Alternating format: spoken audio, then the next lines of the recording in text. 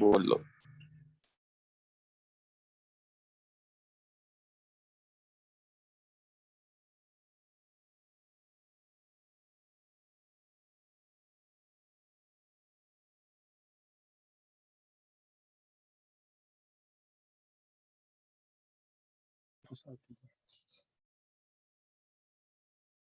There was a light issue. Now we once again continue our discussion.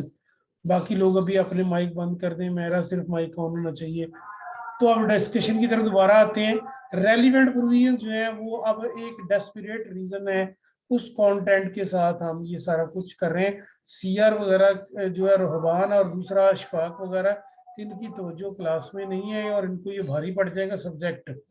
इस दफा मेरे subject में बहुत सारे लड़के फेल हुए हैं। पीछे में पढ़ा रहा था जो सब्जेक्ट, उसमें बहुत ज्यादा लड़के, इवन के 2 सीआर भी उसमें उड़ गए हैं। तो समा वगैरह की हालत बहुत बुरी है, तो आप लोग इसकी तरफ तवज्जो कीजिए। और आज ही आप सब लोगों को मैं टास्क पहला दे दूंगा। अच्छा, who makes the law? Law क्या जरूरी है, कानून साजी क्यों जरूरी है? लॉ इसलिए जरूरी होते हैं कि लॉ एंड ऑर्डर सिचुएशन आप मेंटेन कर सकें। लॉ क्यों जरूरी है? लॉ इसलिए जरूरी है ताकि आप लॉ एंड ऑर्डर सिचुएशन को मेंटेन कर सकें। Number 2, who makes the law? Government बनाती है, ये अथॉरिटीज जो है वो बनाती है कानून। दूसरा, एडवांटेजेस ऑफ लॉ, सुप्रीम अदालत आपकी जो है वो कानून बनाएगी। अभी चंद दिन पहले आपने देखा कि सेनेट इलेक्शन से पहले गवर्नमेंट ने एक ऑर्डिनेंस जारी किया और गवर्नमेंट ने उसकी शर्त ये रखी कि अगर सुप्रीम कोर्ट से कहेगा तो हम इसको जनाब क्या करेंगे, जो भी वो फैसला करेगा वो मानेंगे। सुप्रीम कोर्ट के ऊपर वो फेंक दिया उन्होंने। सुप्रीम कोर्ट में पिटीशन दायर हुई, सुप्रीम कोर्ट ने ऑर्डर पास किए उसके ऊपर कि टेक्निकल जराए इस्तेमाल करे इलेक्शन कमीशन, और इलेक्शन कमीशन इस्तेमाल करके जनाब ये इलेक्शन करवाए। लेकिन आपने देखा कि इलेक्शन कमीशन का जो रोल था, एक आम पाकिस्तानी, मैं भी खुद रो पड़ा कि यार बहुत हद हो गई। कता नजर इसके कि मेरा तल्लक तहरीक इंसाफ से है या मेरा तल्लक पीपल पार्टी से है, लेकिन यार हद ही हो गई है कि तुम लोगों को अब क्लियर कट नजर आ रहा है यार फला बंदा करप्शन के जरिए इसके अंदर वो दाखिल हो रहा है। गिलानी का लड़का पहले इकरार कर रहा है, हाँ जी मैं पैसे दूंगा, ऐसे वोट जाया करें, और उसमें कोई एक्शन ही नहीं ले रहा वो जो आपका इलेक्शन कमीशन है। तो ये तो ज्यादती है कि सुप्रीम कोर्ट के ऑर्डर हैं, सबसे बड़ी दौलत के ऑर्डर हैं, इससे ऊपर फिर कौन सा कानून है? तो आपकी और मेरी नजर में सबका गुस्सा इलेक्शन कमीशन पे बजा है कि यार जब सुप्रीम कोर्ट के अपने ऑर्डर नहीं मानने तो फिर क्यों आप बैठे हुए, किस काम के लिए बैठे? इस्तीफा दें और घर दफा हो। अगर आपने लाहौर हाई कोर्ट के ऑर्डर नहीं मानने कि जनाब 80 रुपए किलो चीनी नहीं सेल करनी, तो फिर आपने अदालतें क्यों बनाई हुई हैं? आप दफा हो, अपने घरों में जाएं, दूर हो जाएं। फिर सुप्रीम कोर्ट या हाई कोर्ट के ऑर्डर इसलिए नहीं होते कि वो हवा में उड़ा दिए जाएं, वो इसलिए होते हैं कि उसकी आपने कंप्लायंस करानी है। हाई कोर्ट के ऑर्डर की कंप्लायंस करवाता है आपका SP, superintendent of police of the city. उसके समन आती है दफ्तर में, वहां से वो एसएचओ की मुकामी की ड्यूटी लगाता है कि इस बंदे से तमील करा के लाओ। ये ऐसे जबानी कलामी नहीं है। हाई कोर्ट और सुप्रीम कोर्ट हाईएस्ट अथॉरिटी है। अगर हाई कोर्ट कह रहा है कि जनाब जहांगीर तरीन एंटर होकर यहाँ पर अपनी सफाई दे, तो जहांगीर तरीन जो है वो कहे मैं सफाई नहीं देता। तो ये क्या बात हुई? कोई बंदा भी लॉ से ज्यादा नहीं है। अगर मरियम नवाज शरीफ को हाईकोर्ट बुलाता है, सुप्रीम कोर्ट बुलाती है और उसका प्यो वहां हमला करवा देता है, तो ये क्या बात हुई? अदालतें सबसे बड़ी हैं। अगर वो वजीर आजम को बुलाती है तो गिलानी पेश हुआ है, तो नवाज शरीफ को भी पेश होना पड़ेगा, इमरान खान को भी पेश होना पड़ेगा। अदालत बड़ी है, कानून बड़ा है। पार्लियामेंट ठीक है कानून बनाती है, लेकिन पार्लियामेंट में बैठे हुए बंदे बड़े नहीं है। पार्लियामेंट की कोई फिजिकल शक्ल तो है को नहीं, उसकी कौन सी को टांगे बांधे हाथ है, या जान है या जिंदगी है? नहीं, उसके अंदर बैठा हुआ हर बंदा अकाउंटेबल है, जवाबदेह है। वो जवाब आपको देना होगा, आज नहीं तो कल आपको कानून के सामने सर झुकाना होगा। उमर रजी अल्लाह ताला के दौर में एक बंदा जुमे के दर खुतबे के दौरान खड़ा होता है, उमर बता तुम्हारे पास 2 चादरें कहां से आई? तो आपने कहा जवाब मेरा बेटा देगा, अब्दुल्ला इब्ने उमर। उसने बताया कि हमें ये जो जंग में मिला है माले गनीमत, 2 चादरें आई थी, एक मेरी थी एक मेरे अब्बा जान की थी, तो मैंने अपनी उनको हदिया की ताकि उनके कपड़े पूरे हो जाएं। अगर अली जो हैं वो अदालत में जाके पेश हो सकते हैं और हसन हुसैन की गवाही रद्द हो सकती है। काजी के पास अली का दौर था, अली खलीफतुल मोमिनीन अमीर अल मोमिनीन करमल्लाहु वजहहु, जिनके चेहरे को देखना भी इबादत है, आप खलीफतुल मुस्लिमीन थे। काजी ने बुलाया, अली ये तेरा यहूदी के साथ घोड़े का झगड़ा है, सामने आ। और अली रजी अल्लाह ताला अन्हु मौला कायनात, दुनिया के सबसे पाकीज़ा नफ्स आदमी, रसूल करीम सल्लल्लाहु अलैहि वसल्लम के खानदान से, वो रसूल करीम अगर पे के दामाद जो है वो पेश हुए, और पेश होने के बाद उन्होंने काजी से कहा मेरे बेटे हसन और हुसैन गवाही देंगे, तो काजी ने वो गवाही रद्द कर दी। उन्होंने कहा इमाम हसन और इमाम हुसैन रजी अल्लाह ताला अन्हु की गवाही जो है वो कबूल नहीं होगी, क्योंकि ये आपकी औलाद है। जब यहूदी ने देखा कि खलीफा वक्त हाजिर है और उसके बेटों की गवाही रद्द हो गई है, तो वो मुसलमान हो गया। तो कानून के सामने आपको सर झुकाना होगा। ये नहीं है कि मरियम नवाज को नोटिस भेजे, वो जनाब नैब और वो वहां हमला करा दे, ये कोई तरीका नहीं। कानून के सामने जाइए, जाके पेश हो जाइए। कानून के सामने अगर बंदा सर नहीं झुकाएगा तो फिर क्या होगा? तो कानून जो है वो supreme law of the state जो है वो होगा, वो उसके साथ। हाँ अलबत्ता अगर आप पाक साफ हैं आपको कानून बरी कर देगा। अगर आप पाक साफ नहीं है, आपको डर है, तो कानून, वो कल देखिए जहांगीर तरीन कह रहा है इमरान खान ये दोस्ती का इम्तहान है, ये फलाने का इम्तहान है, वो जाके पेश हो वहां पर अदालत में, वहां पर अपने सबूत दे के तूने ये नहीं किया, और अगर किया तो उसका सबूत ला। अगर तुमने 4 अरब और कुछ करोड़ रुपए में वो मैं अपने बेटे की 2 मिल खरीदी है और उसके बाद शेयर होल्डर की राय नहीं ली, तो फिर उसके बाद जाके वहां जवाब दे। मेरा तो पीएचडी का थीसिस इस बात पे है, opinion of minority stake holder, छोटे शेयर होल्डर की राय को हम इग्नोर कर देते हैं। वो कीमत है, तो उस कीमत के मुताबिक तो पेश हो, वहां जाके जवाब दे यार। ये क्या बात हुई कि जनाब मैं वहां जवाब दे नहीं हूँ, मैं वहां नहीं जनाब जा सकता, जवाब दे तो आपको होना ही पड़ेगा। ये नहीं होगा, कानून के नीचे सर झुकाना ही पड़ेगा। What is justice? उन्होंने देखा नहीं अभी कल उसके ऊपर मुकदमा बना दिया है, ट्रंप के ऊपर।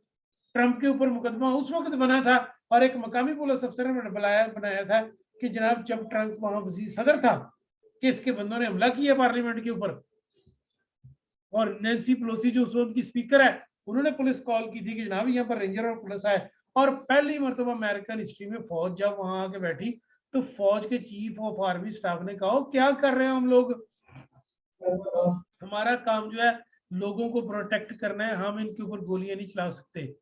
तो लोगों को प्रोटेक्ट करना जब आपका काम है, तो आप किसी तरह, अब इलेक्शन में उस वक्त इलेक्शन कमीशन ने जो इस बात को इग्नोर किया, अब रेंजर को भी और पुलिस को भी और फौज को भी बुला रहा है, तो आप डस्के कलेक्शन के जो भी रिजल्ट हो, लेकिन नहली उसमें 100% जो है वो इसकी है। उसमें 2-3 जो है नून लीग के रिश्तेदार बैठे हुए हैं, 2-3 लोग पीपल पार्टी के रिश्तेदार बैठे हुए हैं इलेक्शन कमीशन में, और वो जनाब ये कर रहे हैं किसी के रिश्तेदार हो, लेकिन कानून के सामने सिर झुकाना होगा। ये कानून की ब्यूटी है। लॉ हमें यही तो हम पढ़ाते हैं, यही तो मैंने 20 साल 25 साल वहां लॉ कॉलेज में पढ़ाया कि कानून सबसे बड़ी चीज है, उसके सामने कोई बंदा ऐसा नहीं जो सर उठा सके, जज भी नहीं, जज भी जवाबदेह है, हर बंदा जवाबदेह है। तो जस्टिस क्या है? जस्टिस ये है कि एक बंदे को उसका लीगल राइट दे देना। रेलेवेंट कोर्ट्स जो है, justice is an ideal like truth, अब इसके ऊपर मुख्तलिफ बातें की गई हैं। आइडियल क्या है, एक मॉडल है या कि उसकी एक्सप्लेनेशन है। तो पहले लेक्चर के बाद दूसरे चैप्टर के ऊपर हम चलते हैं। तो अब इसके बाद दूसरा चैप्टर हमारा क्या है, सारे के सारा उसकी सूरत देखते हैं, थोड़ा सा उसको आगे बढ़ाएं। अच्छा जी, why what are the kinds of justice. अच्छा एक बात ये, पहला नेचुरल जस्टिस, दूसरा लीगल जस्टिस। एक बंदा आपसे मोटरसाइकिल छीनने की कोशिश करता है, आप थप्पड़ मारते हैं, ये नेचुरल जस्टिस है, इमीडिएटली आप उसको जवाब देते हैं।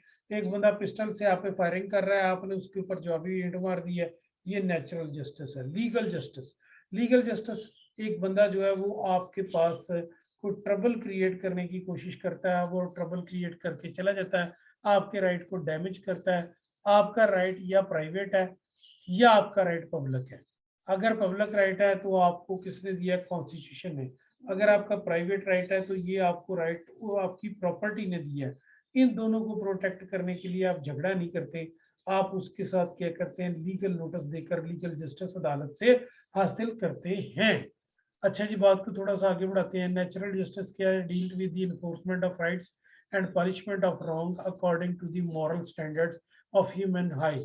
नंबर टू, लीगल जस्टिस क्या है? Legal justice denote according to which the law declares to be right. अदालत फैसला करेगी कि कौन सच्चा है कौन झूठा है, कौन सच्चा है कौन सा झूठा है। अगर आपका प्राइवेट राइट है, आपने माल्टा 1 किलोग्राम खरीदा है और ये राइट आपको पैसे देने के बाद मिला, और अगर आपका पब्लिक राइट है तो ये आपको कॉन्स्टिट्यूशन से या अदालत से मिला। पब्लिक और community justice is what is plaintiff demand from the court. आप अदालत में गए, आपका साइकिल किसी बंदे ने खरीद लिया, पैसे नहीं दे रहा, तो आप कोर्ट में चले गए। कोर्ट में जो आपने अपने ये राइट डिमांड किया, दिस वन, आपने कोर्ट से ये राइट डिमांड किया, ये वाला पब्लिक राइट, दिस वन, तो मुझे ये राइट दिलाया जाए। कोर्ट ने पूछा क्या? आपने कहा जी मुझे जिस राइट से वो इनकारी है वो दिलवाया जाए, इसको सजा दी जाए। नहीं जी, इसे मजबूर किया जाए, कोर्ट इसे मजबूर करे कि मेरे पैसे दे या साइकिल दे। तो ये चीज आपने यहाँ पर देखनी है। इसमें ये इंपॉर्टेंट चीज होगी। ये लेक्चर आज आपने लिखकर इसकी स्लाइड्स बनाकर हर बंदे ने अपलोड करके भेज देनी है अपने सीआर को। किसको भेजनी है? सीआर को। लड़कियां किसको भेजेंगी? जीआर को। लड़कियां जीआर को भेजेंगी, लड़के सीआर को भेजेंगे। सीआर शाम तक इसकी हर लेक्चर की 30 स्लाइड्स बनेगी। आज के दोनों लेक्चर की 30 स्लाइड्स बना के मुझे भेज देगा ये सी। और जो नहीं भेजेगा उसका मुझे शाम तक वो नाम बताएगा कि भाई ये सारे इन्होंने स्लाइड्स नहीं बनाई। पीपीटी बनानी है आपने, जो प्रेजेंटेशन है इन दोनों लेक्चर्स की। बात को आगे बढ़ाते हैं। Kinds of public justice. अब इसमें किस तरह का आपका नुकसान हुआ, पहले तो ये बताइए। आपके खिलाफ जुर्म हुआ है तो आप क्रिमिनल जस्टिस मांगेंगे। आपके खिलाफ आपके चोरी हो गई है तो क्रिमिनल जस्टिस, कत्ल हो गया तो क्रिमिनल जस्टिस, मोटरसाइकिल उठाएगी तो क्रिमिनल जस्टिस। इसके लिए criminal procedure code of Pakistan मैंने आपको बताया वो सामने आएगा। और अगर आपका जाती नौयत का राइट है, साथ वाले पड़ोसी ने आपकी दीवार गिरा दी है, आपकी मोटरसाइकिल ट्रबल कर गई है, दुकानदार ने खराब कर दी है, आपको कम्युनिटी प्रॉब्लम है, तो ये फिर आपके सिविल राइट्स होंगे। दोनों को डिफेंड करने के लिए अलग अलग कानून मौजूद है। सिविल राइट्स कौन कौन से हैं और जुडिशियल राइट्स कौन से हैं। नेचर ऑफ रॉन्ग, अब डिफरेंस करते हैं। सिविल राइट में आपका प्राइवेट रॉन्ग है और पब्लिक क्रिमिनल जस्टिस में आपका पब्लिक रॉन्ग है। अच्छा जी, नेचर क्या है? ये सिविल नेचर है, ये क्रिमिनल नेचर है। पर्पस क्या है? इसका मकसद है आपको मुआवजा दिलाना, कंपेंसेट करना। इसका मतलब है कि मुजरम को सजा दी जाए, दोबारा ऐसा ना करे। कंपेंसेट होगा कैश बस, या आपको उस चीज का मुआवजा, रीइंबर्स का मतलब है पैसे से वो चीज आपके रीइंबर्स की जाएगी। और नंबर 2, यहाँ पर ऑफेंडर, ये दूसरा जो केस है, यहाँ ऑफेंडर को आप सजा देंगे। जिसने चोरी की है, गन पॉइंट पे डिकेटी की है, या जिसने कोई कत्ल किया, जिसने कोई और काम किया, उसको अदालत सजा देगी, बिहाइंड दी बार करेगी, उसे सोसाइटी से अलहदा कर दिया जाएगा। कब से सोसाइटी से अलहदा किया जाएगा? जब से इन्वेस्टिगेशन होगी। कब से अलग किया जाएगा? जब आप उसके खिलाफ एफआईआर देंगे। जब आपने एफआईआर दी, इन्वेस्टिगेशन एजेंसी ने उठा लिया, अदालत में पेश किया, क्या मारकट का नाम इन्वेस्टिगेशन है? नहीं। इसके लिए आप जिस तरह कल उसको इन्वेस्टिगेशन के लिए सवालनामा दिया गया, ये सवाल इन्वेस्टिगेशन आईओ पूछेगा उससे। कल उन्होंने आज सुबह उन्होंने 61 एसएचओ मुअत्तल किए हैं जो नवाज शरीफ के या बुजदार के या उस तरह के दौर के लगे होते, या इमरान के दौर के या पीपल पार्टी के जो बहाल हो जाते थे और रिश्वतें ले रहे थे। अब इंटेलिजेंस विंग के तहत सारे थाने मुतल्लक कर दिए गए। ये नहीं है कि गवर्नमेंट को पता नहीं कि कौन सा एसएचओ पैसे ले रहे हैं, ये भूल जाइए। इंटेलिजेंस एजेंसियों से कुछ छुपा हुआ नहीं है, तो ये इंटेलिजेंस एजेंसियों ने गवर्नमेंट को बता दिया, तो ऐसे बंदों को सजा देनी चाहिए। पर प्रोसीजर क्या है? यहाँ पर सीपीसी है, यहाँ पर सीआरपीसी है। नेचर ऑफ सिविल कोर्ट और यहाँ की क्रिमिनल कोर्ट अलग अलग है। डेट, डिग्री ऑफ हार्मफुलनेस, ये कम हार्म करता है, ये ज्यादा हार्म करता है। अच्छा जी, type of style of titling, इसकी क्या सूरत हाल है? इसकी सूरत हाल है, टाइटल होगा जैसे आपने साथ वाले पड़ोसी के साथ दीवार का झगड़ा है तो आपका नाम पहले लिया जाएगा, असलम बनाम। ये वर्सेस का मतलब होता है बनाम, बनाम। असलम बनाम नासर, तो दो पार्टियां आएंगी। और यहाँ पर क्या इसका आवाज पड़ेगी अदालत में, सरकार बना, अगर आपके ऊपर चोरी का केस है तो आप बताया पूछा जाएगा सरकार बनाम असलम। तो एक मरतबा ये हमारे एक दोस्त के ऊपर केस था, वो राणा था, तो राणा साहब बड़े टची होते हैं कि मुझे आवाज में जिस अदालत के बाद आवाज जो पढ़नी है वो मुनासिब तरीके से पढ़े, मेरी इज्जत हार ना हो जाए। तो उन्होंने आवाज देने वाले को 100 रुपया दे देना कि जब मेरी पेशी हो तो तुमने आवाज कहना है राणा असलम बनाम मईउद्दीन वगैरह वगैरह वगैरह। ये एक जनरल बात आपको बता रहा हूँ। तो मईउद्दीन ने पैसे ना देने तो आवाज देने वाले ने कहना राणा असलम बनाम मईउद्दीन वगैरह वगैरह वगैरह वगैरह। तो राणा साहब ने इसी बात पे खुश हो जाना कि भाई मेरे नाम के साथ वगैरह वगैरह नहीं है। एक दिन राणा साहब ने ना पैसे दिए तो आवाज देने वाले ने उल्ट कर दिया मईउद्दीन बनाम राणा वगैरह वगैरह वगैरह। तो इस बात से राणा साहब गुस्से हो गए, अगले दिन फिर उन्होंने पैसे दिया नहीं। We come back to discussion, ये रेलिवेंट चीजें हैं। अच्छा, इसके लिए प्रोसीजर कोड है सीपीसी, इसके लिए प्रोसीजर कोड है सीआरपीसी। यहाँ आम अदालत केस सुनेगी, यहाँ पर क्रिमिनल अदालत केस सुनेगी। यहाँ पर अब जो मैं लफ्ज कहने लगा हूँ गौर से सुनिए, यहाँ दो पार्टियां होंगी, जिसका राइट डैमेज हुआ वो और जिसने राइट डैमेज किया वो। यहाँ तीन पार्टियां होंगी, एक गवर्नमेंट, एक मुदई और एक मुद्दा। यहाँ तीन पार्टीज होती क्रिमिनल्स में। मयरिंग दी लाइबिलिटी, यहाँ पर मकसद देखा जाता है, क्या मकसद था। यहाँ पर मकसद के साथ साथ जुर्म की नौयत और जुर्म का साइज देखा जाता है। अगर वो चोरी करके ले गया है घर से तो फिजिकली उसने कोई असला वगैरह यूज नहीं किया, आपकी घर मौजूदगी में ले गया। और अगर आपको गन पॉइंट पे ले गया तो ये ऑफेंस है, इस पे मैग्नीट्यूड में इजाफा हो गया, साइज में जुर्म के इजाफा हो गया। हु मेक्स द लॉ, कानून कौन बनाता है, कानून बनाता है पार्लियामेंट। कानून कौन बनाता है, कानून बनाता है पार्लियामेंट। अच्छा जी, पार्लियामेंट क्या है, ये हुकूमत की नुमाइंदे हैं। इसके तीन अफराद हैं, एक कौमी असम्बली, एक सेनेट और एक प्रेसिडेंट। जब प्रेसिडेंट नहीं होता, कानून कितनी किस्म का है, कानून दो किस्म का है। अगर पार्लियामेंट मौजूद है और कानून पास हो तो वो एक्ट कहलाता है, ए बड़ा सी छोटा। और अगर कानून अदालत वहाँ पर असेंबली का सेशन नहीं हो रहा तो फिर वो जो कानून बनाएगा वो सेनेट में, वो आपका प्रेसिडेंट बनाएगा सूबे में 120 दिन के लिए, और वफाक में 120 दिन के लिए, सूबे में गवर्नर जारी करेगा 90 दिन के लिए। कल गवर्नर का ऑर्डिनेंस एक हफ्ता पहले हाई सुप्रीम कोर्ट ने खारिज किया है कि इन्होंने ऑर्डिनेंस जारी कर दिया था कि जनाब बल्दियाती इदारे खत्म है और बल्दियाती इदारों का निज़ाम अब देखेगा हमारे डीसी वगैरह। तो सुप्रीम कोर्ट ने वो सारे के सारे खारिज कर दिए और खारिज करके बल्दियाती इदारे बहाल कर दिए। तो ये जो था ये ऑर्डिनेंस खारिज हुआ। सूबे में ऑर्डिनेंस कौन जारी करता है, गवर्नर। कितने दिन का होता है, 90 दिन का। वफाक में ऑर्डिनेंस कौन जारी करता है, प्रेसिडेंट, और वो कितने दिन का होता है, 120 दिन का। कल प्रेसिडेंट ने ऑर्डर जारी किया, हर एजुकेशन को गवर्नमेंट के मतहत कर दिया, वो 120 दिन वैलिड होगा, 120 दिन एचईसी को खत्म किया गया। कुछ इंपॉर्टेंट क्वेश्चन है, एडवांटेजेस ऑफ लॉ है, यूनिफॉर्मिटी होनी चाहिए, इक्वालिटी होनी चाहिए, इम्पार्शलिटी होनी चाहिए। फिर लॉ के कुछ नुकसान है कि लॉ सख्त है, हर एक को सजा सुनाता है, जो गरीब है वो उसको भी। कंजर्वेटिज्म है, इसका मतलब है जिसको कानून का पहले नहीं पता था वो भी अब कानून की जद में आ गया।